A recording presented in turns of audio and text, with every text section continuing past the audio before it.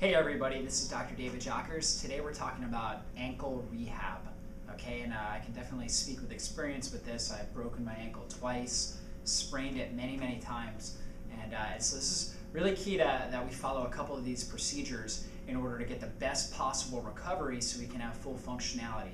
And so the first step is, we always recommend the anti-inflammatory diet. We want to reduce inflammation in general. So we want to pull out sugars and grains. Those are highly inflammatory, so we want to remove those from our diet. We also want to change out bad fats, so hydrogenated oils, trans fats, high omega-6 fats. We want to get those out, and we want to load our diet up with good, high-quality fats like olive oil, coconut oil, and omega-3 fats. And then, of course, last key principle with reducing inflammation is making sure that we change the meat that we eat. So getting rid of grain-fed meat and getting organic, grass-fed meat as much as possible, okay? And loading our diet with phytonutrient-rich vegetables, antioxidant-rich foods. That is a key aspect with reducing inflammation, which is actually going to help our ankles, toes, and every extremity, every joint in our body function better and heal better. So that's that first step. Now, there are a couple great supplements that we can utilize as well. One of the ones that I really like is Rehab enzyme. And this is actually systemic enzymes that get into different systems of our body and will actually break down metabolic waste. So this is really powerful for recovering from injuries, recovering from the just daily stresses. If you're an athlete, if you're a runner, this will really help speed up your recovery and ultimately benefit your performance. So we love Rehab enzyme. This is great for your immune system as well. So you get cross benefit. Not only is it anti-inflammatory, helps reduce pain in your body, but it's also phenomenal for your immune system as well. So really good stuff. The other supplement I love is astaxanthin, and this is actually what gave salmon their pink color, is astaxanthin. And wild salmon are one of the strongest creatures on the planet. They literally can swim upstream and jump against the current.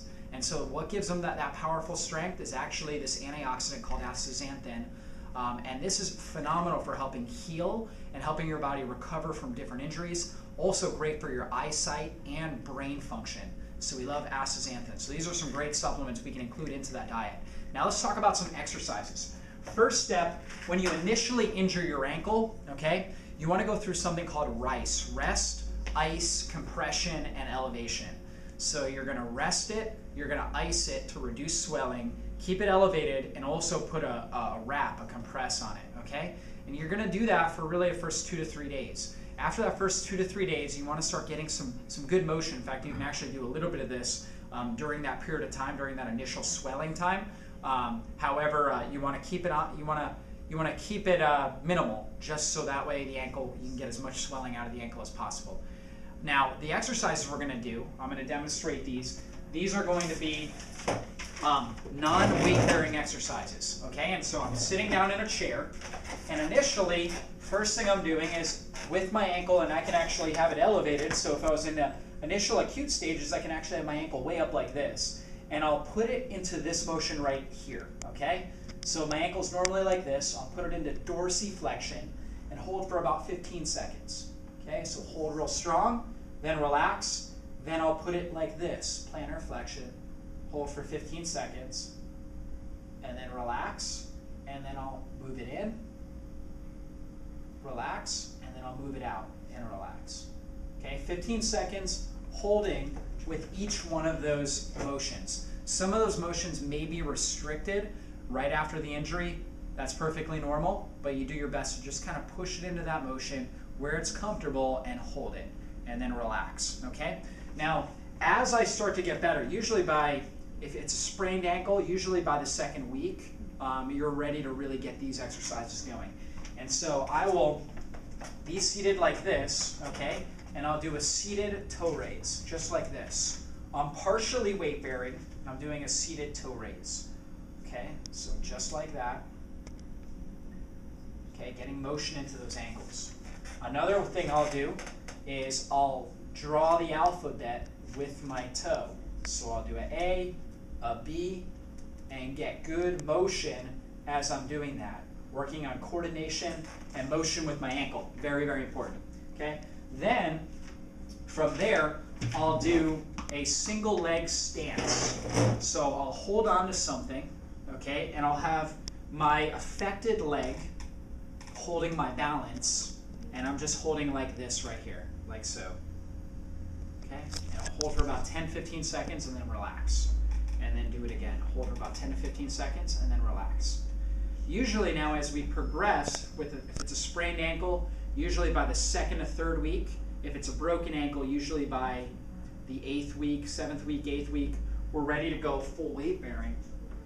Okay, and now we'll start actually incorporating a little bit of a balance component to it, a little bit of an alternating surface here. So I've got a wobble board that I'm on, and I'm still using the chair to brace myself a little bit. As we progress, we can do it without the chair, okay? And it's going to push me in different motions and challenge me. And as I get better, okay, I can even use one of these, a little bit more challenging balance board. Okay. And so I'm getting on that and trying to remain balanced. Great exercises to really help strengthen this area. And then, of course, I'll do a one-legged balanced stance, right, with my knees slightly bent, okay, and just holding for about 15 seconds, really trying to strengthen up this area.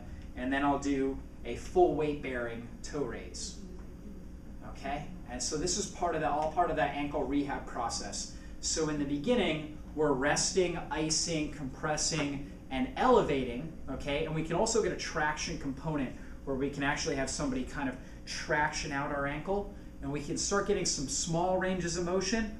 As we progress, though, we want to start incorporating a lot more range of motion, a lot more motion with it, and then we continue on, and now we're starting to get partially weight bearing where we're sitting and doing toe raises, and then as we get better, as we progress from that stage, now we're going into full weight bearing, do single leg stances, and we can also do some lateral motion, right? So I can move side to side and do more lateral motion, and even move in, be standing on the inside part of my toe or my foot, and then standing on the outside part of my foot.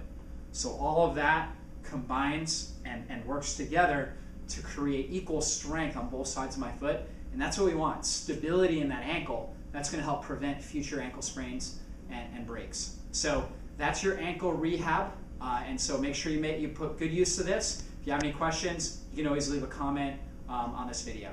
Thank you.